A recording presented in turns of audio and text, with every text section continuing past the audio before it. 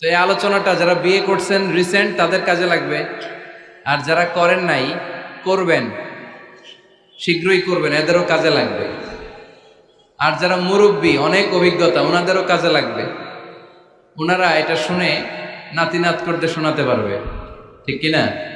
তাহলে কারোরই লস নাই। বিষয় কি? কথা বলে না। দম্পতি বুঝেন? বুঝেন? স্বামী আর স্ত্রী বানায় যেজন মিস্ত্রি, সে বড় আজব কারিগর ও মনরে সে বড় কঠিন কারিগর, ঠিক কিনা? পৃথিবীর প্রথম দম্পতি হচ্ছে সাইয়েদনা আদম আলাইহিস সালাম আর হাওয়া আলাইহাস সালাম। পৃথিবীর প্রথম স্বামী আদম আলাইহিস সালাম, প্রথম স্ত্রী হাওয়া আলাইহাস সালাম। ওয়া কুলনা ইয়া আদম উসকুন আনতা ওয়া যাওজুকাল জান্নাহ।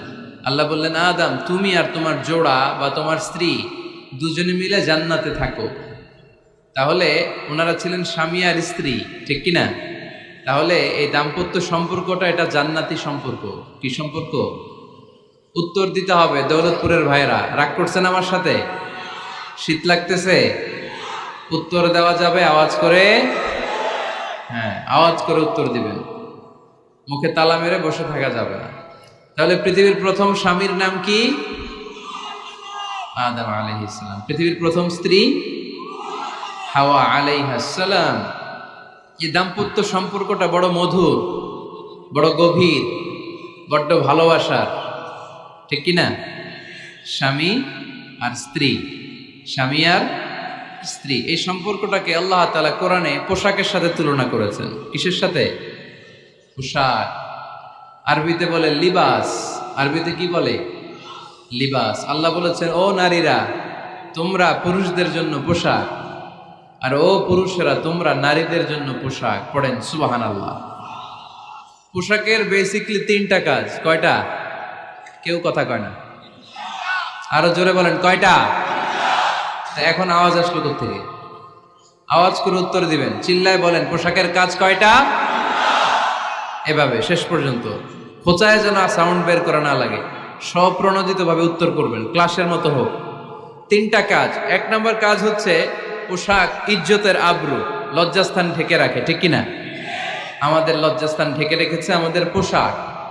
ঠিক তেমনি স্বামী তার স্ত্রীর ইজ্জত হেফাজত করে, স্ত্রী তার স্বামীর ইজ্জত হেফাজত করে, স্বামী তার স্ত্রীর চরিত্র হেফাজত করে, আর স্ত্রী তার স্বামীর চরিত্র হেফাজত করে। এজন্য আল্লাহ একে অপরের উদাহরণ দিতে যে লেবাস বা পোশাকের সাথে তুলনা দিয়েছেন। সুবহানাল্লাহ পড়েন। পোশাকের দুই নাম্বার কাজ হচ্ছে সৌন্দর্য। এই যে কত সুন্দর ডিজাইন করা, এমব্রয়ডারি করা পোশাক যখন আমরা পরি সুন্দর লাগে না? তেমনি পুরুষের চোখে নারী সুন্দর, নারীর চোখে পুরুষ সুন্দর, স্বামীর চোখে স্ত্রী সুন্দর, স্ত্রীর চোখে স্বামী সুন্দর। সুবহানাল্লাহ পড়েন। পোশাকের তিন নাম্বার কাজ হচ্ছে কমফোর্ট, আরাম দেয়া, প্রশান্তি দেয়া। শীতকালে এই যে আমরা ব্লেজার পরেছি, জ্যাকেট পরেছি, অনেকে চাদর গায়ে দিয়েছেন, কেউ মাথায় রুমাল দিয়েছেন, কেউ গলায় মাফলার দিয়েছেন, একটা উষ্ণ উষ্ণ আরাম আছে না নাই? আবার গরমের কালে পাতলা সুতি কটনের কাপড় পরলে একটা আরাম আছে না নাই?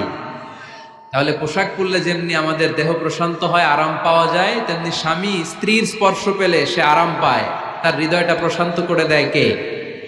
আবার স্ত্রী স্বামীর সঙ্গ পেলে তার মধ্যে প্রশান্তি এনে দেয় কে? এজন্য রব্বুল আলামিন বলেন, হুন্না লিবাসুল লাকুম ওয়া আনতুম লিবাসুল লাহুন্না। ও দুনিয়ার নারীরা, তোমরা হলে পুরুষদের জন্য পোশাক, পুরুষ হলো নারীদের জন্য পোশাক। সুবহানাল্লাহ পড়েন। পোশাক যেমনি ইজ্জত আবরুর হেফাজত করে, তেমনি স্বামী স্ত্রী একে অপরের ইজ্জত হেফাজত করে। পোশাক যেমনি সৌন্দর্য বাড়ায়, স্বামীর চোখে স্ত্রী সুন্দর, স্ত্রীর চোখে স্বামী সুন্দর। পোশাক যেমনি আরাম দেয়, স্বামী তার স্ত্রীর স্পর্শ পেলে, স্ত্রী তার স্বামীর স্পর্শ পেলে হৃদয়ে প্রশান্তি অনুভব করে, ঠিক কিনা? এজন্য দাম্পত্য জীবন, এখানে স্বামীও আছে স্ত্রীও আছে, ইংরেজিতে বলে কাপল, কাপল লাইফ। এই বিশ্ব সভ্যতা নির্মাণে নারী পুরুষ, স্বামী স্ত্রী দুইজনেরই অবদান আছে না নাই? এজন্য সুনানে তিরমিজির বর্ণনায় আল্লাহর হাবিব সাল্লাল্লাহু আলাইহি ওয়াসাল্লাম বললেন, আন-নিসাউ শাকাইকুর রিজাল নারীরা হচ্ছে পুরুষের কাউন্টার পার্ট, নারীরা হচ্ছে পুরুষের পার্টনার, সহকর্মী, সহযোগী। এই বিশ্ব সভ্যতা নির্মাণে শুধু পুরুষদেরই অবদান নাই, নারীদের অবদান আছে না নাই? এজন্য কাজী নজরুল ইসলাম অসাধারণ লিখেছে, এ বিশ্বে যা কিছু মহান চিরকল্যাণকর, অর্ধেক তার করিয়াছে নারী, অর্ধেক তার নর। তার মানে নর নারী, স্বামী স্ত্রী দুইজনেরই অবদান এই মানব সভ্যতায় আছে না নাই? এই সম্পর্কটাকে আল্লাহ লেবাসের সাথে তুলনা করলেন, মেটাফরিক্যালি, রূপক ভাবে আল্লাহ পোশাকের সাথে তুলনা করলেন। পোশাক যেমনি গায়ের সাথে লেগে থাকে, পোশাক যেমনি চামড়ার সাথে মিশে থাকে, স্বামী স্ত্রীর সম্পর্কটাও এরকম একাকার, মিলেমিশে, ভালোবেসে একাকার। স্বামী স্ত্রীর রিলেশনশিপ সম্পর্কটা অনেকটা হাত আর চোখের মতো। হাত ব্যথা পেলে চোখ দিয়ে পানি ঝরে, আবার চোখ দিয়ে পানি ঝরলে হাত সেই পানি মুছে দেয়, ঠিক কিনা? তাহলে সম্পর্কটা কেমন যেন হাত আর চোখের মতো। হাত কেটে গেলে পানি পড়ে কোন দিক দিয়ে? চোখ দিয়ে পানি ঝরে। আবার চোখ দিয়ে পানি ঝরলে চোখের পানি মোছার জন্য হাতের দরকার আছে না নাই? তাহলে একেবারে মিলেমিশে একাকার সুখী দাম্পত্য জীবন।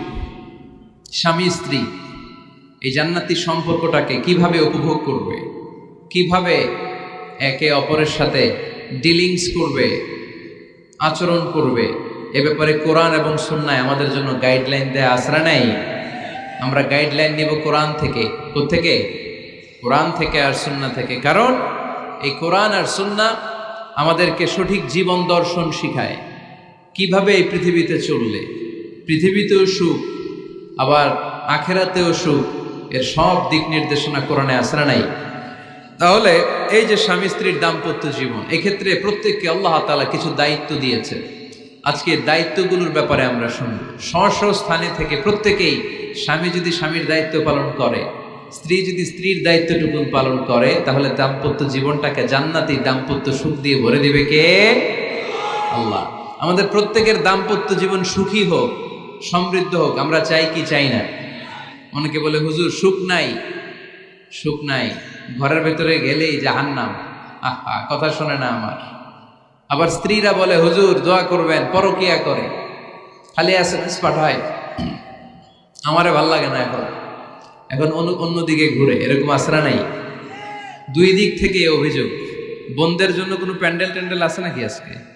হ্যাঁ, দিনের বেলা সমাবেশ ছিল তো, এটা হয়ে গেছে তো মাইকের সাউন্ড নিশ্চয়ই। এই এদিকে উঠছে কে? টান দেন এদেরকে ধরে, টানেন টানেন, টাইনা বসান বসান, টান দেন টান দেন, হুজুরে ধরেন, হুজুরে ধরেন। ধরতে পারেন নাই হুজুরে? ধরছেন? হ্যাঁ, টান দেন। এই তো টাইনা বসেন, এদিকে তাকান, এদিকে হয়েছে, হ্যাঁ বসাই দিচ্ছে। এইভাবে চলবে একেবারে শেষ পর্যন্ত। উঠলে খবর আছে। শুরুতে সুযোগ দিয়েছি, সুযোগ নেন নাই। তো আমরা প্রথমে স্বামীর দায়িত্ব শুনবো। দাম্পত্য জীবনে স্বামীকে আল্লাহ তাআলা কি দায়িত্ব দিয়েছে, তারপর স্ত্রীকে আল্লাহ তাআলা কি দায়িত্ব দিয়েছে, এবং দুইজনের আবার কালেকটিভ সম্মিলিত কিছু দায়িত্ব আছে, এগুলো আমরা শুনবো। শুনতে রাজি আছেন তো? কষ্ট হচ্ছে আপনাদের? আচ্ছা, এই বাম দিকটা আমাকে কষ্ট দিয়েই যাচ্ছে, খালি আওয়াজ, কথা। একটু থামছে আবার শুরু। কেন? আমার দিকে তাকান। আরেকজনে থামতে বলছে কি আপনার? এই থামো থামো, এগুলো বলেন কেন? আপনি থামেন, তাহলে তো হয়ে গেল। হ্যাঁ, আবার আমার সাথে কথা বলেন, আপনি চুপ। তো প্রথমে আমরা সম্মিলিত দায়িত্বের কথা শুনব। সম্মিলিতভাবে আল্লাহ স্বামী স্ত্রী দুইজনকেই কিছু দায়িত্ব দিয়েছে, যে দায়িত্বটা দুইজনের উপরই বর্তায়। এরপরে শুনবো স্বামীকে আল্লাহ কিছু দায়িত্ব দিয়েছে, এটা শুনবো। এরপরে স্ত্রীকে কিছু দায়িত্ব দিয়েছে। আল্লাহর কসম, এই দায়িত্বগুলো যদি স্বামী স্ত্রী সম্মিলিতভাবে পালন করে, এক একটা ঘরকে আল্লাহ জান্নাতি পরিবার বানায় দিবে, সুখী সমৃদ্ধ জান্নাতি দম্পতি বানায় দিবে। এরকম দাম্পত্য জীবন, সুখময় দাম্পত্য জীবন আমাদের হোক। আমরা চাই কি চাই না? চাই। তাহলে আমরা প্রথমে আলাদা আলাদা দায়িত্ব শোনার আগে সম্মিলিত বা কালেকটিভ রেসপন্সিবিলিটি কি আছে, এই সম্মিলিত দায়িত্বগুলো শুনবো। স্বামী স্ত্রীর দুইজনের কাঁধেই বর্তায় এরকম প্রথম দায়িত্ব হচ্ছে স্যাক্রিফাইস। দাম্পত্য জীবনের আসল খেলাটা হচ্ছে স্যাক্রিফাইসের খেলা। কিসের খেলা? স্যাক্রিফাইস। এটা লাগবে। আমার বোনেরা অথবা যুবতী বোনেরা, অথবা রিসেন্টলি বিয়ে হয়েছে এরকম বোনেরা, আজকে তো এক ভাই এসে দোয়া চাইল, হুজুর 3 দিন আগে বিয়ে হয়েছে আমার, একটু দোয়া করে দেন। তারপর যুবক ছেলেরা, তোমরা যারা বিয়ে করনি করবা, খেয়াল করে শোনো, এগুলো কাজে লাগবে। স্যাক্রিফাইসটা খুব জরুরি। স্যাক্রিফাইস ইজ দ্য কি of a successful happy couple life. একটা সুখী দাম্পত্য জীবনের আসল চাবি হচ্ছে স্যাক্রিফাইস। আওয়াজ করে বলতে হবে, চাবিটার নাম কি? স্যাক্রিফাইস করতে হবে, একটু মানিয়ে নেয়া, একে অপরকে বোঝা, একটু ভালোবাসা, একটু মানিয়ে চলা, এটার নাম হচ্ছে স্যাক্রিফাইস। একে অপরকে বোঝার চেষ্টা করা, একটু মানিয়ে চলার চেষ্টা করা, একটু ভালো লাগা, একটু ভালোবাসা, সুখ দুঃখ ভাগাভাগি করে মিলেমিশে একাকার হয়ে যাওয়া, এটার নামই দাম্পত্য জীবন, ঠিক কিনা? এটার নামই দাম্পত্য জীবন। মিলেমিশে একাকার হয়ে যেতে হবে, স্যাক্রিফাইসের মানসিকতা অর্জন করতে হবে। একে অপরের দোষ ধরলে চলবে না, কারণ no one is perfect in this life. আপনি যে আপনার বউয়ের দোষ ধরতেছেন, আপনার দোষ নাই? কথা বলেন না কেন? আপনারও দোষ আছে না নাই? তো লিস্ট দুই ভাবে করা যায়, একটা হচ্ছে দোষের লিস্ট, আর একটা হচ্ছে গুণের লিস্ট। দোষের লিস্ট বাদ দিয়ে দেন। আপনার স্ত্রীর মধ্যে আল্লাহ তাআলা কি কি গুণ দিয়েছে, এই গুণগুলোর লিস্ট করুন, দোষের লিস্ট নয়। দাম্পত্য জীবনটাই এমন, কখনো ঝগড়া, কখনো হাসাহাসি, কখনো মেঘ, কখনো বৃষ্টি, আছে না নাই? হয় না এরকম? আপস অ্যান্ড ডাউনস, মাঝে মাঝে একটু ঝগড়া, মাঝে মাঝে আবার ভালোবাসা, আবার খুনসুটি, এগুলো মিলেমিশে একাকার করে স্যাক্রিফাইস দিয়ে একে অপরকে জয় করে নিতে হয়। কারণ no one is perfect in this world. এই পৃথিবীতে কেউই পারফেক্ট না। আপনি আপনার বউয়ের দোষ খুঁজলে আপনারও দোষ আছে না নাই? কেউ দোষমুক্ত নয়। এজন্য দোষ না খুঁজে আমরা স্যাক্রিফাইস করব। দাম্পত্য জীবনের এটাকে সুখী সমৃদ্ধ করার 1 নাম্বার চাবিকাঠি হচ্ছে স্যাক্রিফাইস। তাহলে সুখী দাম্পত্য জীবনের 1 নাম্বার চাবির নাম কি? স্যাক্রিফাইস। চিল্লায় বলতে হবে, সেটা কি? তাহলে হাজব্যান্ড ওয়াইফ দুইজনেই স্যাক্রিফাইস করবেন। দাম্পত্য জীবনকে সুখী করার 2 নাম্বার কালেকটিভ ফর্মুলা হচ্ছে ঝগড়া করা যাবে না। ঝগড়া আপনারা করেন নাকি ভাবির সাথে? ভাবির সাথে ঝগড়া করেন কে কে? দেখি হাত তোলেন।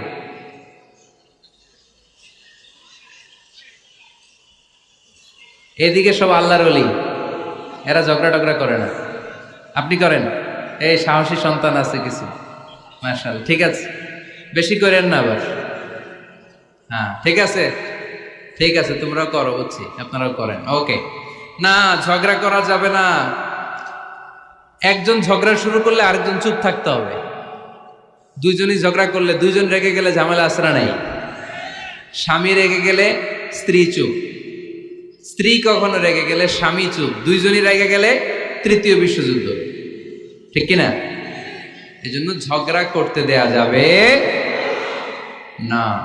কারণ এই ঝগড়া, সামান্য ঝগড়া থেকে এই ঝগড়া বাড়তে বাড়তে এটা বিচ্ছেদের দিকে গড়ায়, ডিভোর্স হয়ে যায়। এরকম কত কেস যে আমার কাছে আসে, কত কেস যে আমার কাছে আসে যে হুজুর ছোট্ট ঝগড়া থেকে আমাদের মধ্যে ঝগড়া বাড়তে বাড়তে ইগো প্রবলেমের কারণে বিচ্ছেদে গড়ায়। আর এই ঝগড়া একটু শুরু হলে ইবলিস শয়তানের কাজ হচ্ছে পালে বাতাস দেয়।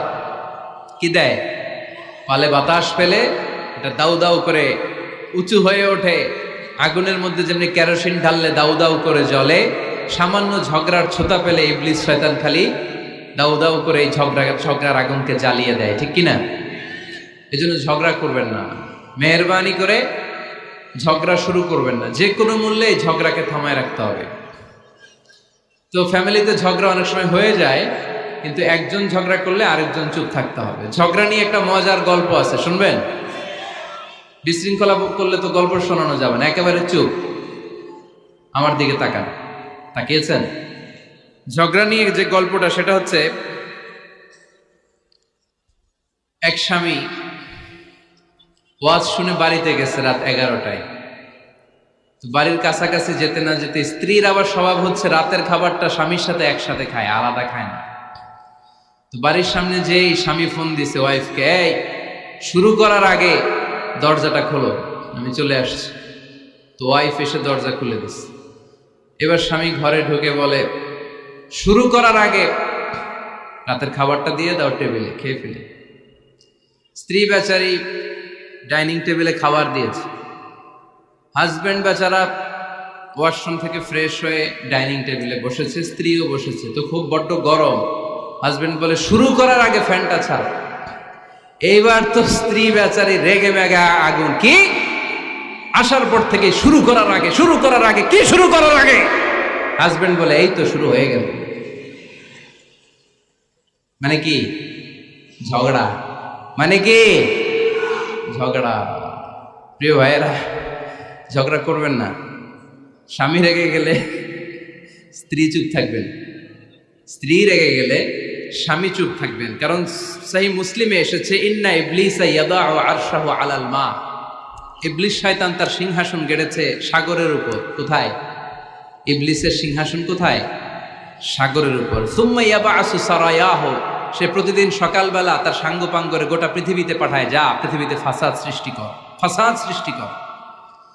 ইবলিস যখন সাঙ্গপাঙ্গদেরকে গোটা পৃথিবীতে ছড়িয়ে দেয়, সারাদিন ধোকা দেওয়ার পরে, ওয়াসওয়াসা দেওয়ার পরে, রাত্রিবেলা ইবলিসের কাছে ফিরে আসে, এসে বলে, ও ইবলিস, আমি আজকে আল্লাহর বান্দাদেরকে দিয়ে মিথ্যা কথা বলিয়েছি। ইবলিস বলে, এটা তো কোনো ব্যাপারই না, এগুলাই তো তোদের কাজ। আরেক শয়তান বলে, আমি ওজনে কম দিয়েছি একজনের মাধ্যমে বাজারে। ইবলিস বলে, এটাও তেমন বড় কোনো কাজ নয়। আরেকজন বলে, আমি সুদের ডিলিংস করিয়েছি। ইবলিস বলে, এটাও কোনো কাজ নয়।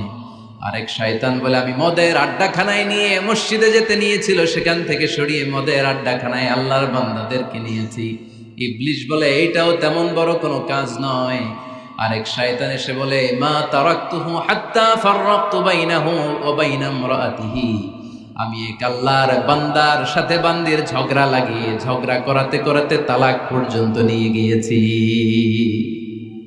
মা তারাকতুহু হাত্তা ফাররাকতু বাইনাহু ওয়া বাইনা ইমরাআতিহি, আমি এক ইমানদার পরিবারকে ধ্বংসের শেষ প্রান্তে নিয়ে গিয়েছি। সামান্য ঝগড়ার পরে আমি ওয়াসওয়াসা দিতে দিতে ঝগড়া বাড়াতে বাড়াতে তালাক পর্যন্ত নিয়েছি। ইবলিস বলে, শাবাশ, তুই তো কাজের মতো কাজ করেছিস, আমার কাছে আয়, আমার কাঁধে ওঠ। ইবলিস তখন ওই শয়তানকে কাঁধে নিয়ে নাচতে শুরু করে। নাউজুবিল্লাহ পড়বেন না? এজন্য ইমানদারদের সংসার ভেঙে খান খান হোক, এটা হলে ইবলিস খুশি, আর ইমানদারের পরিবার টিকে থাকলে আমার আল্লাহ খুশি। আমরা কার খুশি চাই? এজন্য শয়তানরে খুশি হতে দেয়া যাবে না। ইমানদারদের পরিবারগুলো ঝগড়ার মাধ্যমে ভেঙে যাক, সব সময় শয়তানের মিশন এটা। আর ইমানদারদের পরিবারগুলো টিকে থাক, এটা আমার আল্লাহ সব সময় চায়। সুবহানাল্লাহ পড়েন। এজন্য দৌলতপুরের ভাইরা ঝগড়া করবেন না। ঝগড়া কিন্তু নবী রাসূলদের পরিবারেও ছিল, আল্লাহ রাসূল সাল্লাল্লাহু আলাইহি ওয়াসাল্লামের পরিবারেও ঝগড়া ছিল। এটা স্বাভাবিক। দাম্পত্য জীবনের খুব সিম্পল ইস্যু। একজন রাগ করলে আরেকজন থেমে যাবে। পারবেন? কি হলো, পারবেন না? আল্লাহর হাবিব সাল্লাল্লাহু আলাইহি ওয়াসাল্লামের সাথে আম্মা জান আয়েশার ঝগড়া হতো। মজার একটা হাদিস শুনে, সহিহ বুখারীর হাদিস, মুসনাদ আহমদ ইবনে হাম্বলও এসেছে এই হাদিসটা। আম্মা জান আয়েশার সাথে ঝগড়ার পর আম্মা জান আয়েশাও রাগ, আল্লাহ রাসূল সাল্লাল্লাহু আলাইহি ওয়াসাল্লামও রাগ। এখন রাগ মিটানোর দরকার আছে না নাই? আল্লাহ রাসূল সাল্লাল্লাহু আলাইহি ওয়াসাল্লাম বললেন, আয়েশা চলো মিটমাট করে ফেলি। সুবহানাল্লাহ কইবেন না? চলো মিটমাট করি। মিটমাটের জন্য ওমর রে ডাকি। আম্মা জান আয়েশা বলে, না, ওমর গলিব, ওমর খুব মেজাজওয়ালা, আমার ডর লাগে। তোমার আব্বারে ডাকি। আব্বারে ডাকেন, আব্বারে ডাকেন। খুশি হয়ে গেছেন আম্মা জান আয়েশা রাদিয়াল্লাহু। আবু বকর রাদিয়াল্লাহু চলে আসলেন, দাঁড়ালেন। এবার বিষ্ণু সাল্লাল্লাহু আলাইহি ওয়াসাল্লাম বললেন, তাতাকাল্লিমিন আও আতাকাল্লাম, কি ঘটছে আমাদের মাঝে, তুমি বলবা না আমি বলবো? আম্মা জান আয়েশা বললেন, তাতাকাল্লামু আনতা ওয়ালা তাকুল ইল্লা হাক্কান, আপনিই বলেন, তবে সত্য ছাড়া মিথ্যা বলেন না। আবু বকর রাদিয়াল্লাহু তাআলা আনহু শুনে রেগে গেলেন, কি এ কেমন কথা তোমার? নবীকে উদ্দেশ্য করে তুমি বলছো সত্য ছাড়া মিথ্যা বলবেন না, নবী কখনো মিথ্যা বলবে নাকি? রেগে মেয়ের গায়ে মেরেছে এক চোর খেয়ে আম্মা জান আয়েশা উল্টে পড়ে গেলেন। সাইয়েদনা আবু বকর রাদিয়াল্লাহু তাআলা আনহু রেগে গড়গড় করতে লাগলেন, আবার মারার জন্য উদ্যত হলেন। আম্মা জান আয়েশা রাদিয়াল্লাহু তাআলা আনহু বাঁচার জন্য এবার বিশ্বনবীর পিছনে যে আশ্রয় নিলেন। সুবহানাল্লাহ পড়বেন না? বিশ্বনবী সাইয়েদনা আবু বকরের সামনে দুই হাত মেলে ভেবে দাঁড়িয়ে গেলেন। আল্লাহর হাবিব যখন আম্মা জান আয়েশাকে বাঁচানোর জন্য দুই হাত উঁচু করে দাঁড়িয়ে গেলেন, সাইয়েদনা আবু বকর থেমে গেলেন। সাইয়েদনা আবু বকর এই পরিস্থিতি দেখে ঘর থেকে বের হয়ে ঘরের বাইরে দাঁড়ালেন। এবার আল্লাহ রাসূল সাল্লাল্লাহু আলাইহি ওয়াসাল্লাম আম্মা জান আয়েশাকে তুললেন, বললেন, ইয়া আয়েশা কাইফা রাআইতিনি আনকাসতুকি মিনার রাজুল, দেখলা নাকি কেমন করে আমি তোমার বাবার হাত থেকে তোমারে বাঁচালাম। আজকে আমি যদি সামনে দাঁড়িয়ে না বাঁচাতাম, তোমার বাবা তোমারে একেবারে মেরেই ফেলতো। সুবহানাল্লাহ পড়ে। দেখছো আয়েশা, আমি বাঁচাইলাম তোমারে, আমার সাথে ঝগড়া করো, আমি বাঁচাইলাম। এই কথা শুনে আম্মা জান আয়েশা রাদিয়াল্লাহু তাআলা লজ্জায় পড়ে হেসে দিলেন। সুবহানাল্লাহ পড়বেন না? এত আস্তে সুবহানাল্লাহ। লজ্জায় হেসে দিলেন। বিষ্ণু ইসা ইসলাম এবার হেসে দিলেন। দুইজনের হাসাহাসি শুনে বাইরে থেকে আবু বকর রাদিয়াল্লাহু তাআলা আনহু হাসির আওয়াজ শুনে অবাক, কি রে এতক্ষণ যুদ্ধ, এখন আবার হাসি কেন? হাসে দেখার জন্য সাইয়েদনা আবু বকর রাদিয়াল্লাহু তাআলা আনহু ঘরের ভেতরে ঢুকলেন। ঢুকে দেখেন আম্মা জান আয়েশাও হাসে, বিশ্বনবীও হাসে, সাইয়েদনা আবু বকর হেসে দিলেন। আরশের উপর থেকে খুশি হয়ে গেলেন কে? এবার সাইয়েদনা আবু বকর বলেন, ইয়া রাসূলুল্লাহ, ইয়া হাবিবাল্লাহ, আশরিকানি ফি সিলমিকুমা কামা আশরাকতুমানি ফি হারবিকুমা। নবী গো, আপনাদের দুইজনের মধ্যে যুদ্ধ লাগলে যেমনি মিটমাট করার জন্য আপনি আমারে ডাকেন, আপনাদের এই আনন্দ ঘন মুহূর্তগুলোতে শরীক হওয়ার জন্য মাঝে মাঝে আমারে ডাইকে। সুবহানাল্লাহ পড়ো। আপনাদের মধ্যে যুদ্ধ লাগলে সন্ধি করার জন্য যেমনি আমারে ডাকেন, আপনারা যখন আনন্দ ঘন পরিবেশ এরকম খুনসুটি করেন, হাসাহাসিতে মেতে ওঠেন, তখন একটু আমারে রাইখেন। সুবহানাল্লাহ পড়বেন না? দেখেন আল্লাহ রাসূল সাল্লাল্লাহু আলাইহি ওয়াসাল্লাম পৃথিবীর সবচেয়ে শ্রেষ্ঠতম মানুষ। উনাদের পরিবারেও ঝগড়া হতো, কিন্তু এই ঝগড়া কোনোদিন তালাক পর্যন্ত গিয়েছে? কথা বলেন না কেন? আল্লাহর হাবিব সাল্লাল্লাহু আলাইহি ওয়াসাল্লাম তার কোন স্ত্রীকে তালাক দিয়েছেন? প্রায় আম্মা জান আয়েশার সাথে রাগারাগি হতো। আল্লাহর হাবিব সাল্লাল্লাহু আলাইহি ওয়াসাল্লাম বলতেন, আয়েশা কখন তুমি রেগে থাকো সেটাও আমি জানি, কখন তুমি আমার উপর খুশি থাকো সেটাও আমি জানি। ইয়া আয়েশা ইন্নী লা আ'লামু ইযা কুনতি আন্নী রাদিয়া ওয়া ইযা কুনতি আলাইয়া গাদবা। আয়েশা কখন রেগে থাকো তাও বুঝি, কখন খুশি থাকো তাও বুঝি। আম্মা জান আয়েশা বললেন, ইয়া রাসূলুল্লাহ কেমনে বোঝেন? বিষ্ণু বললেন, তোমার দোয়ার বাক্যগুলো শোনো বুঝি। যখন তুমি আমার উপরে খুশি থাকো তখন দোয়ার সময় তুমি এভাবে বলো, ওয়া রাব্বি মুহাম্মদ, ও মুহাম্মাদের রব, আপনি আমাদের সব গুনাহ মাফ করে দেন। আর যখন তুমি আমার উপর রেগে থাকো তখন তুমি মুনাজাতের সময় বলো, ওয়া রাব্বি ইব্রাহিম, ইব্রাহিমের রব, আপনি আমাদেরকে ক্ষমা করে দেন। তার মানে যখন তুমি রেগে থাকো তখন দোয়ার সময় আমার নামটা মুখে নিতে চাও না। সুবহানাল্লাহ পড়েন। তখন তুমি দোয়ার সময় অন্য নবীর নাম নাও। আম্মা জান আয়েশা বললেন, ইয়া রাসূলুল্লাহ মা আহাজুরু ইল্লা ইসমাক, আমি তো শুধু নামটাই সরাই, আমার মুখ থেকে কেবল আপনার নামটাই সরায় রাখি, আমার হৃদয় থেকে কখনো আপনারে সরাতে পারি না। আমার হৃদয় জুড়ে আপনি, মা আহাজুরু ইল্লা ইসমাক, নবী হে, আমি শুধু দোয়ার সময় রাগের মাথায় আপনার নামটা বাদ দেই, হৃদয় থেকে তো আপনারে বাদ দিতে পারি না। সুবহানাল্লাহ বলবেন না? তার মানে নবীদের ফ্যামিলি তো ঝগড়া এগুলো হতো, কিন্তু এটা তালাক পর্যন্ত গড়াতো না, ঠিক কিনা? তাহলে এখন থেকে আমাদের এই স্লোগান নিতে হবে যে ঝগড়া করলেও আমরা ডিভোর্সের দিকে যাব না। পারা যাবে? আর একজন রেগে গেলে আরেকজনকে চুপ থাকতে হবে। ভাবি রেগে গেলে আপনি চুপ, পারবেন? পারবেন না? ইনশাআল্লাহ। এই যারা বিয়ে করে না এরা ইনশাআল্লাহ, আর বাকিরা চুপচাপ। আওয়াজ করে পড়েন না ইনশাআল্লাহ। তাহলে প্রথমে স্যাক্রিফাইস, তারপর ঝগড়া করা যাবে না। 3 নাম্বার, দাম্পত্য জীবনের কোনো গোপন কথা অন্যের কাছে শেয়ার করা যাবে না। হাদিসে এসেছে, এটাকে বলা হয়েছে আ'যামুল আমানা, এটা সবচেয়ে বড় আমানত। যারা দাম্পত্য জীবনের একান্ত বিষয় কারোর সাথে শেয়ার করে তারা সবচেয়ে বড় কবিরা গুনাহ করে। আশারুন নাস বলেছেন বিশ্বনবী এদেরকে, সবচেয়ে নিকৃষ্ট মানুষ। ইয়াউমাল কিয়ামাতি মানজিলাতান, আল্লাহর কাছে কিয়ামতের দিন সবচাইতে নিকৃষ্ট হয়ে দাঁড়াবে ওই দম্পতি, ওই নারী কিংবা ওই পুরুষ, তুফদি ইলা যাওজিহি ওয়া ইউফদি ইলা যাওজিহা সুম্মা ইউনশিরু সিররাহা। তারা একান্ত সময়ে ফিজিক্যাল ইন্টিমেসিতে যা করে এটা পরে মানুষের কাছে বলে বেড়ায়, এরকম আছে না নাই? খবরদার, এটা বড় কবিরা গুনাহ। অনেক বোনরা একসাথে হলে দাম্পত্য জীবনের বিভিন্ন গোপন বিষয় নিয়ে কথা বলে, আছে না নাই? অনেক পুরুষরা একে অপরের সাথে, বন্ধুদের সাথে বিভিন্ন বিষয় নিয়ে শেয়ার করে, এটা এমন ওইটা এমন, এগুলো বলা যাবে? আসিবাউ হারাম। দাম্পত্য জীবনের সব বিষয়, স্বামীর সব বিষয় স্ত্রীর কাছে আমানত, স্ত্রীর সব বিষয় স্বামীর কাছে আমানত রেখেছে কে? দাম্পত্য জীবনের এই প্রাইভেট লাইফের কোনো কিছু কিয়ামত পর্যন্ত অন্যের কাছে প্রকাশ করাকে হারাম ঘোষণা করে দিয়েছে কে? এজন্য খবরদার আমার বোনেরা, একসাথে মহিলারা হলে পেটের কথা পিঠের কথা সব বের করে দেয়, আসরা নাই কিছু থাকে না, সব বের হয়ে যায়। খবরদার, সব বললেও দাম্পত্য জীবনের কোনো কথা শেয়ার করা যাবে।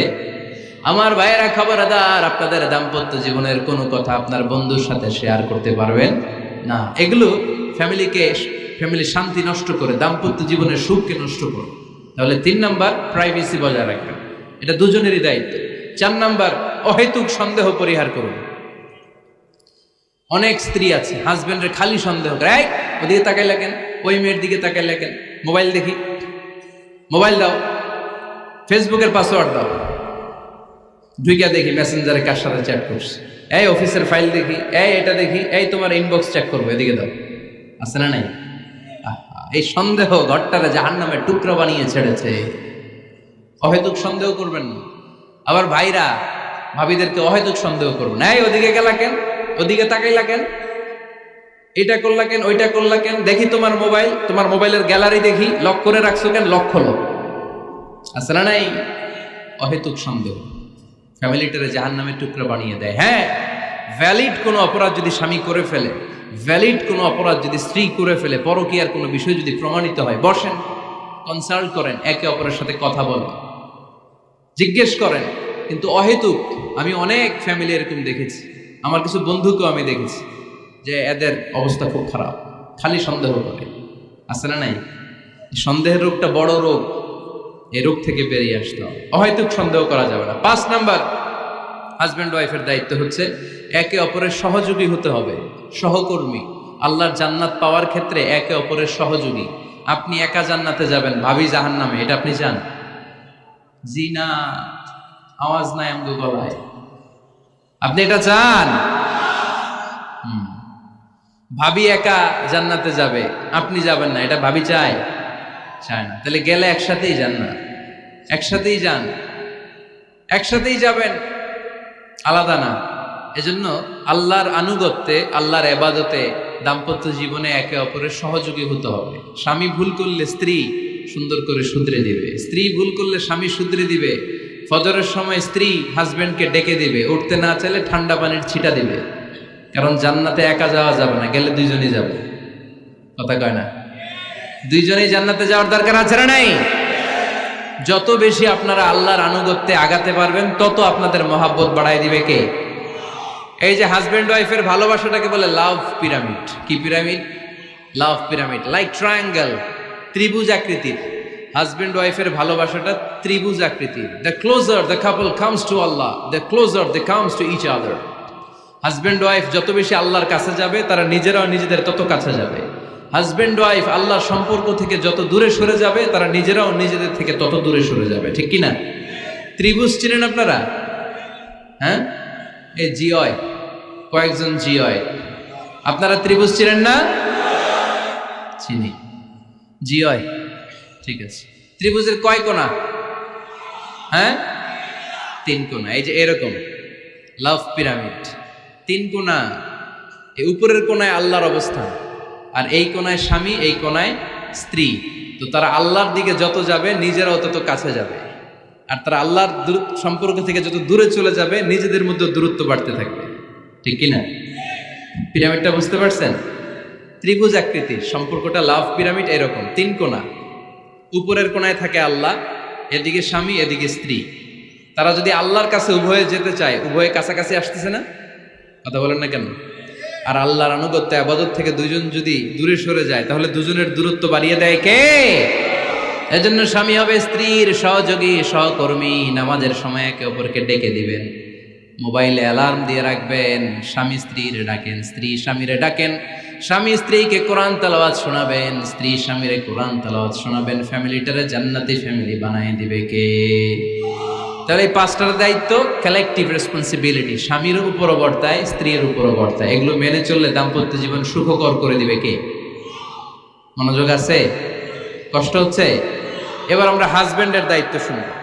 হাজবেন্ডের প্রথম দায়িত্ব হচ্ছে, হাজবেন্ড হচ্ছে caretaker of the family, in charge, protector. আর রিজালু কাওয়ামুনা আলান নিসা। আল্লাহ বললেন স্বামী হলো তার স্ত্রীর ইনচার্জ, প্রোটেক্টর, স্ত্রীকে সুরক্ষা দিবে, স্ত্রীকে টেক কেয়ার করবে, স্ত্রীর দায়িত্বে থাকবে। এই দাম্পত্য জীবনের দুইজনের সংসারের মধ্যে স্বামীকে দায়িত্বশীল বানিয়েছে কে? পুরুষ দায়িত্বশীল। পুরুষ কখনো নারীর ক্ষতি করে না, সুপুরুষ নারীর ক্ষতি করে না, ঠিক কিনা? গোটা পুরুষ সমাজ নারী সমাজের সুরক্ষা দিবে। যেগুলো নারীকে একান্তে পেলে রেপ করে, যে ঢাকা বিশ্ববিদ্যালয়ে একটা রেপের ঘটনা ঘটছে না, যে এই বেয়াদবটা এই কাজ করেছে, এটা কি পুরুষ না কুপুরুষ? এটা কি সুপুরুষ না কুপুরুষ? সুপুরুষ নারীর প্রোটেকশন দেয়, নারীর টেক কেয়ার করে, তার ইনচার্জ, তার দায়িত্বশীল।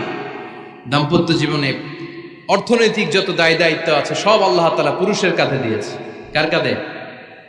এই দাম্পত্য লাইফে নারীর কোনো অর্থনৈতিক দায় দায়িত্ব নারীর কাঁধে আল্লাহ দেয় নাই। এজন্য সব অর্থনৈতিক দায়িত্ব পুরুষের ঘাড়ে।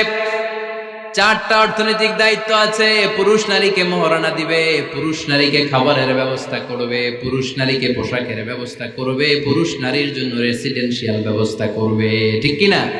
وآتوا النساء صدقاتهن نحلة فإن طبن لكم عن شيء منه نفسا فكلوه هنيئا مريئا। সুবহানাল্লাহ পড়ে।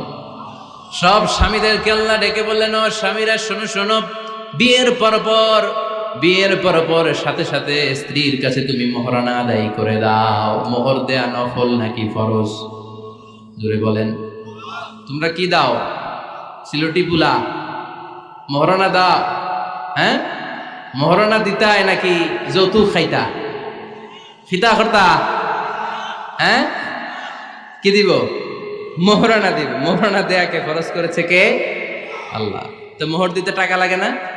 এই টাকার দায়িত্ব পুরুষের ঘাড়ে দিছে কে? 2 নাম্বার দায়িত্ব, আলাল মাউলুদি লাহু রিজকুহুন্না ওয়া কিসওয়াতুহুন্না বিল মা'রুফ।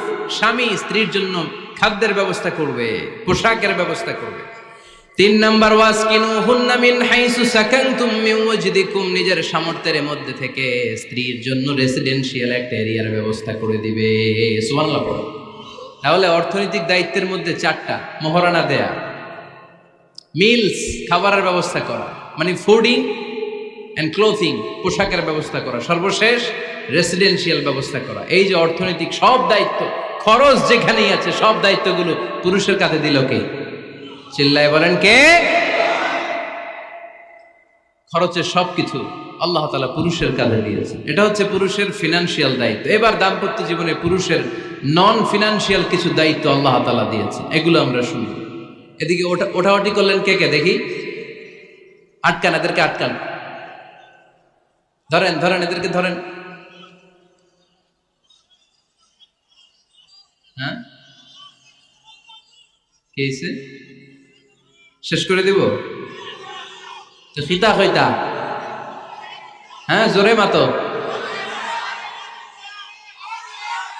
চলবে চলবে? হ্যাঁ, তাকবীর পড়েন তো দেখি, যারা চলবে বলতেছেন লিল্লাহে তাকবীর।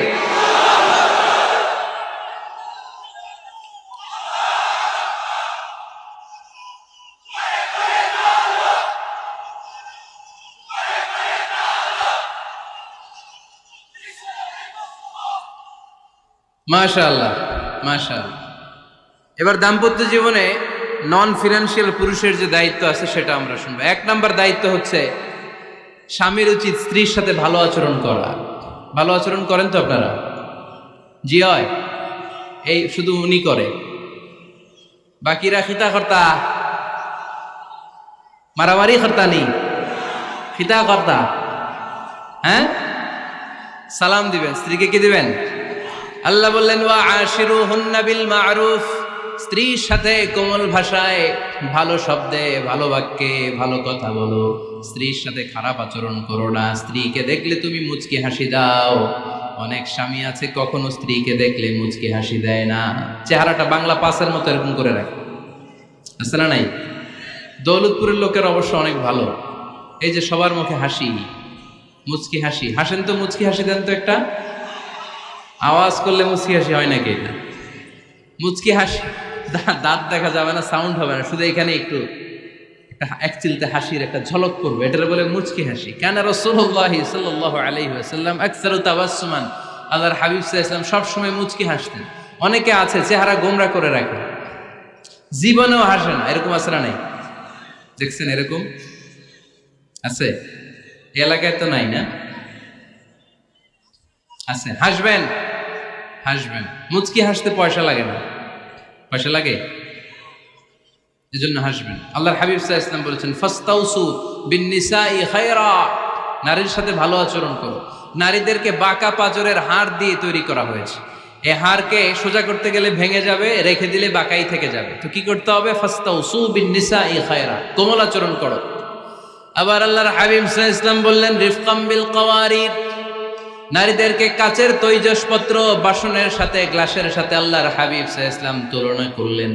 কাচের তৈজসপত্র, কাচের গ্লাস, কাচের প্লেট যেমনি আস্তে তুলতে হয়, আস্তে রাখতে হয়, নারীদের সাথে এরকম কোমল আচরণ করার আদেশ দিয়েছে কে? কাচের গ্লাস, তৈজসপত্র, জগ কিভাবে রাখেন আপনারা? খুব জোরে এরকম থপাস করে নাকি? উঠানোর সময় থপাস করে উঠান? খুব স্মুথলি এটা ধরতে হয়, স্মুথলি এটা রাখতে হয়। তেমনি নারীদের সাথেও স্মুথলি আচরণ করবেন।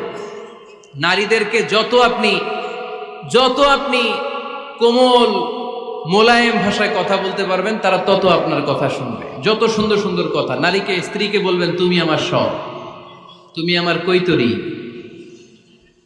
তুমি আমার টুনটুনি, তুমি আমার ময়না পাখি, তুমি আমার সোনা পাখি। ওই যে কয় কলিজা, তার মানে প্র্যাকটিস চলে বাসায়। আর কি ডাকেন? ভাবিরে কি ডাকেন বলেন? জান।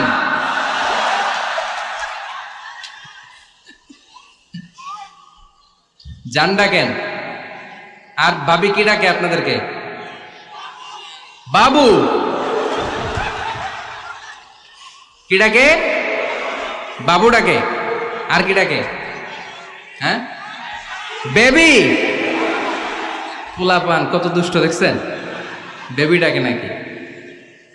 স্বামী স্ত্রীর মধ্যে এই সোহাগপূর্ণ, এই ভালোবাসাপূর্ণ এই ডাকাডাকিতে কোনো গুনাহ নাই, আছে সওয়াব। এগুলো দাম্পত্য জীবনকে সুখময় করে, ঠিক কিনা?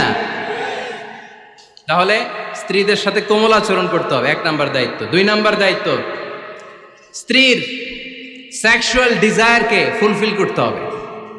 সেনসিটিভ, যেগুলো ব্যাখ্যা করে বোঝানো কঠিন। আপনারা বুঝবেন যারা ম্যাচিউরড, মোর দেন 18 ইয়ার্স, যারা 18+ যাদের বয়স, সেক্সুয়াল ডিজায়ার ফুলফিল করা হাদিসে এসেছে, এটা স্বামীর দায়িত্ব। ফিজিক্যাল ইন্টিমেসির সময় নিজের ডিজায়ার ফুলফিল হলেই কুইট না করা, সময় দেয়া, এটা আবশ্যক। এই বিষয়েও প্রত্যেক স্বামীর খেয়াল রাখা দরকার। সংক্ষেপে শেষ করে দিলাম। 3 নাম্বার, স্ত্রীর ব্যক্তিগত বৈধ কাজে স্বাধীনতা দিতে হবে স্বামীর। অনেক স্বামী এই ছোট্ট বিষয় নিয়ে মারামারি লাগায় ফেলে ঘরে। স্ত্রীর ব্যক্তিগত বৈধ যে চয়েস, এটাতে আপনি স্বাধীনতা দিবেন। স্ত্রীর মনে চায় রান্না বান্না শিখতে, আপনি বললেন তুমি কম্পিউটার শিখো, কিলাকিলি আছে না নাই? স্ত্রীর মনে চায় কাঁথা সেলাই শিখতে, নকশি কাঁথা, আপনি বললেন না তুমি ল্যাঙ্গুয়েজ শিখো, ঝামেলা আছে না নাই? না, প্রত্যেকের আলাদা ব্যক্তিগত রুচি, চাহিদা, মতামতের গুরুত্ব আছে না নাই? এজন্য প্রত্যেক স্বামীর উচিত স্ত্রীর বৈধ ব্যক্তিগত যে কাজ, অবৈধগুলা না। আবার স্ত্রী বলল যে জি বাংলা দেখবো, তুমি একটা টিভি নিয়ে আসো, আনা যাবে? কথা বলেন। স্ত্রী বলল চলো পহেলা বৈশাখে আমরা নাচানাচি করব, তুমি আর আমি মিলে, এটা মানা যাবে না। স্ত্রীর ব্যক্তিগত বৈধ কাজের স্বাধীনতা দেয়া। আম্মা জান আয়েশা রাদিয়াল্লাহু তাআলা আনহা বলেন, ওয়া কানা লি সাওয়াহিবু ইয়ালআবনা মাই, বুখারীর বর্ণনা। আমি যখন আল্লাহর হাবিব সাল্লাল্লাহু আলাইহি ওয়াসাল্লামের বাড়িতে বউ হয়ে আসলাম, আমার কিছু খেলার সাথী ছিল। আমি কাপড় দিয়ে পুতুল বানাতাম আর ঘোড়া বানাতাম, এগুলো দিয়ে খেলতাম। আমার সাথীরা আসলে রাসূল সাল্লাল্লাহু আলাইহি ওয়াসাল্লাম ঘরের পর্দা নামিয়ে দিয়ে আমার জন্য ঘরটা ছেড়ে দিত। সুবহানাল্লাহ কইতে পারলেন না? আল্লাহর হাবিব সাল্লাল্লাহু আলাইহি ওয়াসাল্লাম কখনো বলতেন না আয়েশা তোমার বান্ধবীরা যেন ঘরে না আসে, কখনো বলতেন না আয়েশা আমি নবী মানুষ, তুমি নবীর বউ, তুমি কেন পুতুল দিয়ে খেলো, তুমি যেন কাপড় দিয়ে পুতুল বানাও, কেন ঘোড়া বানাও, এগুলো বন্ধ করো। কোনদিন বিশ্বনবী আম্মা জান আয়েশা রাদিয়াল্লাহু তাআলা আনহার পুতুল খেলায় বাদশা দেন নাই, সাথীদের সাথে খেলাধুলায় কখনো বাধা দেন নাই। সুবহানাল্লাহ পড়েন।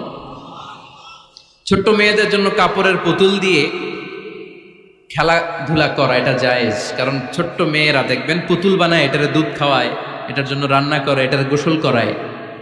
এটাকে ছোট্ট মেয়েদের জন্য পুতুল খেলা জায়েজ রাখা হয়েছে এজন্য, কারণ তারাই কিছুদিন হবে এই প্রজন্মের মা।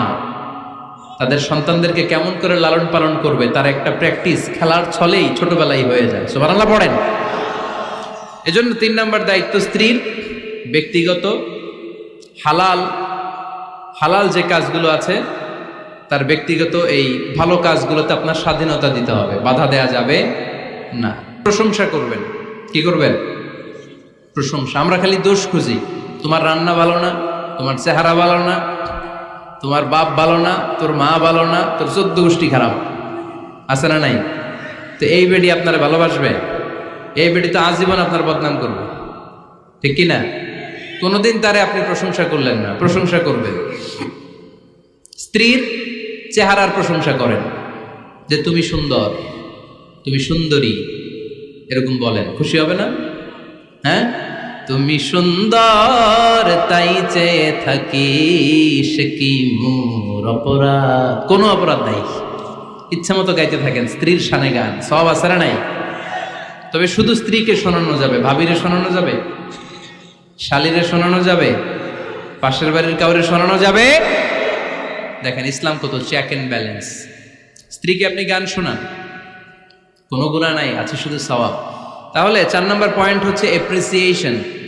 সারাদিন এই মহিলাটা ফজরের পর থেকে উঠে ঘর গোছায়, মশারিগুলো খোলে, বিছানা পরিষ্কার করে, বাচ্চাদেরকে ক্লিন করে, স্কুলের টিফিন রেডি করে দেয়, বাচ্চাদেরকে স্কুলে যেতে দেয়, আপনার জন্য খাবার রেডি করে, কাপড় ধোয়, ঘরের সবাইকে দেখভাল করে। একদিনও আপনি তার এপ্রিসিয়েশন করলেন না। এরকম ডাকাইত স্বামী আছে না নাই? দৌলতপুরে নাই, এখানে সব ভালো। এপ্রিসিয়েট করবেন। আমরা ভুলে যাই, একটা থ্যাঙ্কস দিতে ভুলে যাই, একটা জাযাকিল্লাহ, আল্লাহ তোমাকে জাযা দেখ, এটাও বলি না। এদিকে তাকান, বলবেন তুমি সুন্দরী, তুমি অনন্যা, তুমি সুস্নিগ্ধা, তুমি প্রিয়ংবদা, তুমি সুহাসিনী, তুমি সুকেশিনী, তুমি সুভাষিনী, তুমি অসূর্যম পোষ্যা, মেঘে কালো কেশ, কাজল কালো চুল, হরিণের মতো ডাগর ডাগর দুটি তোমার চোখ। আহা হা হা, যে পোলাপাইন খুশি হয়ে গেছে। আহা হা, ওরা মুখস্থ রাখতেছে, বলবে এগুলা, বিয়ে করে নাই কিন্তু এখনো। তো জায়গা মতো বলবা, গার্লফ্রেন্ডে বলো না। আবার কাকে বলবা? স্ত্রীকে। কাকে? স্ত্রীকে। পারা যাবে না? একটু এপ্রিসিয়েশন দেওয়া যাবে না? ওনাদেরকে একটু প্রশংসা করবেন। প্রশংসা পেলে নারীরা বড্ড খুশি হয়। যদি আপনি বলেন যে তোমার রান্নাটা আজকে অসাধারণ হয়েছে, দেখবেন আরেক বাটি আইনা দিতেছে, খাইতে পারতেছে না, এরপর পাতে তুলে দেয়, আরেকটু খাও, আরে খাও না, আছে না নাই? ওই যে প্রশংসা করছেন, খুশি হয়ে গেছে। তো আপনি 10,000 টাকার বান্ডিল দিয়ে আপনার বউকে যত খুশি করতে না পারবেন, রান্না মজা হয়েছে এইটা বলে আপনি অনেক বেশি খুশি করতে পারবেন। আল্লাহর হাবিব সাল্লাল্লাহু আলাইহি ওয়াসাল্লাম কখনো স্ত্রীদের রান্নার বদনাম করে নাই। সুবহানাল্লাহ পড়বেন না? আওয়াজ করে পড়েন সুবহানাল্লাহ। আজ থেকে স্ত্রীর সৌন্দর্যের প্রশংসা করবেন, কাজের প্রশংসা করবেন, রান্নার প্রশংসা করবেন, এপ্রিসিয়েশন দিবেন। পারবেন তো? রান্নার প্রশংসা নিয়ে মজার একটা গল্প আছে, শুনতে চান? তো উঠতে শুরু করলেন যে, হ্যাঁ, এখন আর কে কারে ধরবে? অনেকে উঠে গেছে। 2টার দিকে যারা বসা, প্রায় আমার মাহফিলগুলোতে এই সমস্যা হয়। গাইবান্ধাতে আমি গেলাম, জিজ্ঞেস করলাম কখন আসছেন? কয় ফজর পরে আসছেন। তো ফজর পরে আসছেন, এত আগে আসছেন কেন? কয় জায়গা পাবো না এই জন্য। লক্ষ লক্ষ মানুষ, কে কাকে নিয়ন্ত্রণ করবে? লক্ষ লক্ষ মানুষ। আমার জীবনে এত বড় প্যান্ডেল আমি কথা বলি নাই। এরা সকাল থেকে বসে আছে, পেশাব আটকে রাখছে, এটা ক্ষতিকর না? এরা আজহারিকে দেখার পরে এরপর ওঠা আরম্ভ করছে, দেখাইছি, কয় দেখে গেছি হুজুর, এরপরে চলে যাচ্ছে।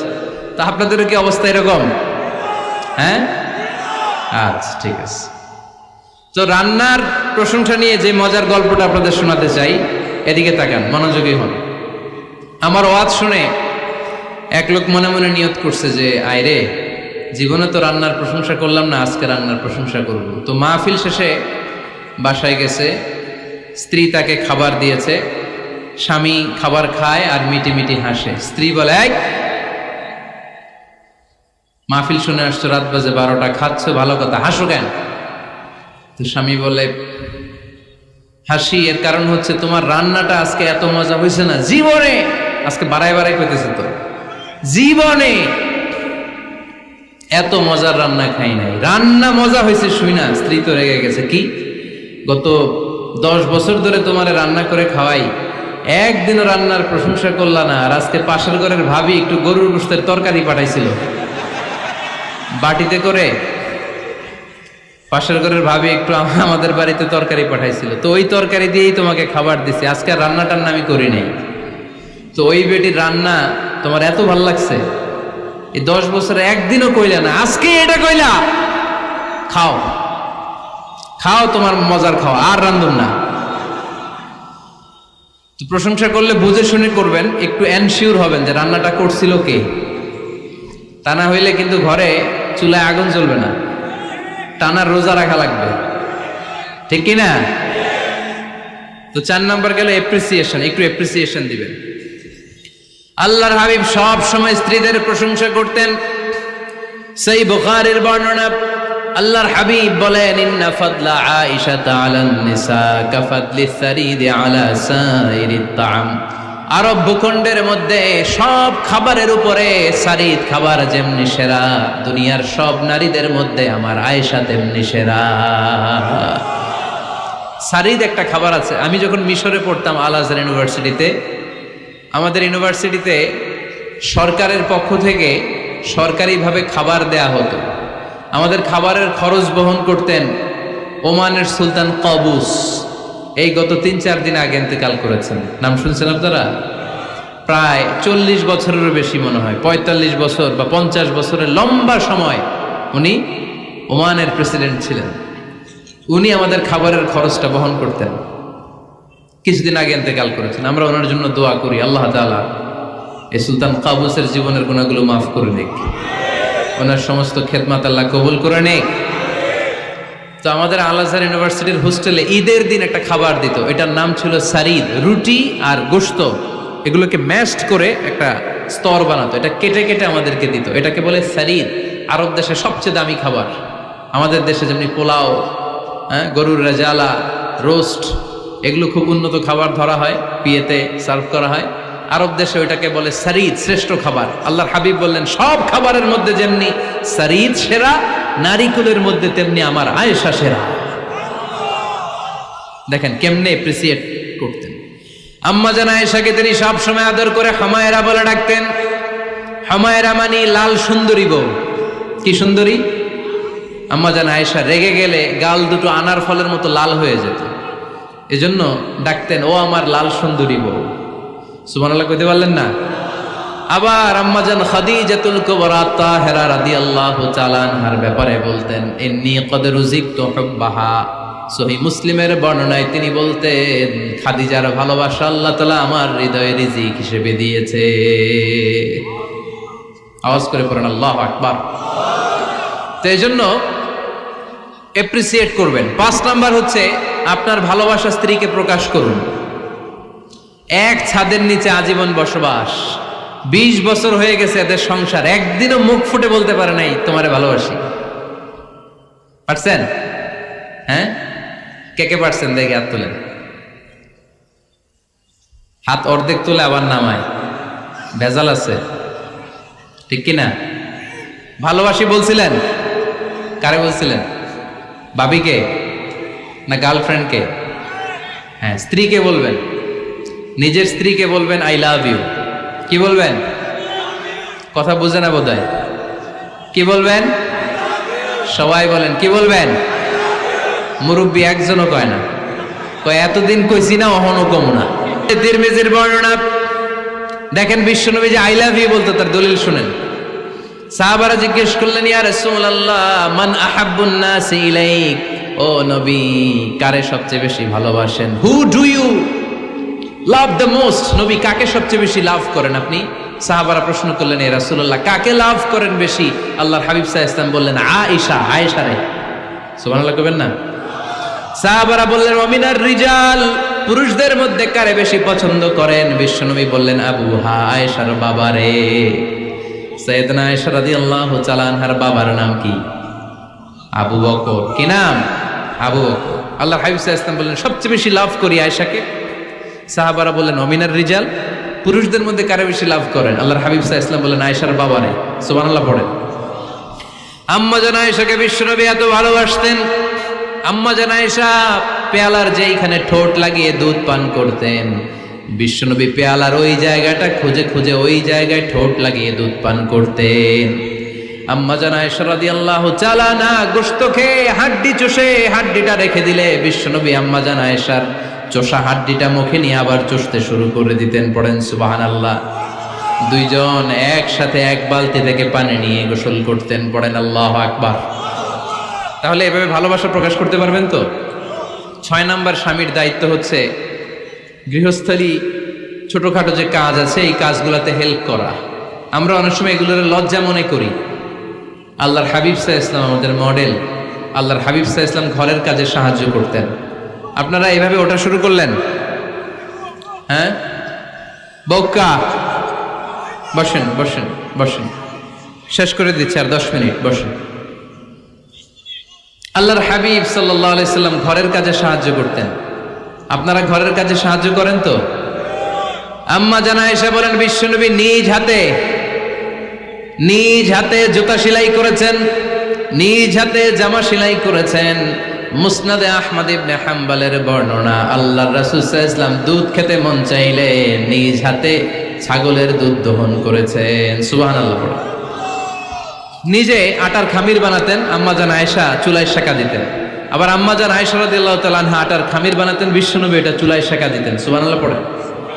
দুধ খেতে চাইলে নিজ হাতে বিশ্বনবী ছাগির ওলান থেকে দুধ দহন করে আম্মা জান আয়েশার কাছে এনে দিয়ে দিতেন। সুবহানাল্লাহ পড়ে। তাহলে ঘরের কাজে সহায়তা করবে, ঘরের কাজে সহায়তা। 7 নাম্বার হালাল এন্টারটেইনমেন্ট, হালাল বিনোদন, এটা ইসলাম জায়েজ রেখেছে। অনেকে আমরা বিনোদনটাকে হারাম মনে করি, এরকম আছে না নাই? হ্যাঁ, বিনোদন 2 ধরনের, একটা হারাম এন্টারটেইনমেন্ট আর একটা হচ্ছে হালাল এন্টারটেইনমেন্ট। আম্মা জান আয়েশা রাদিয়াল্লাহু তাআলা আনহাকে নিয়ে মরুভূমিতে দৌড়াদৌড়ি করতেন। ভাবির সাথে দৌড়াদৌড়ি করছেন কারা কারা? দেখি হাত তোলেন।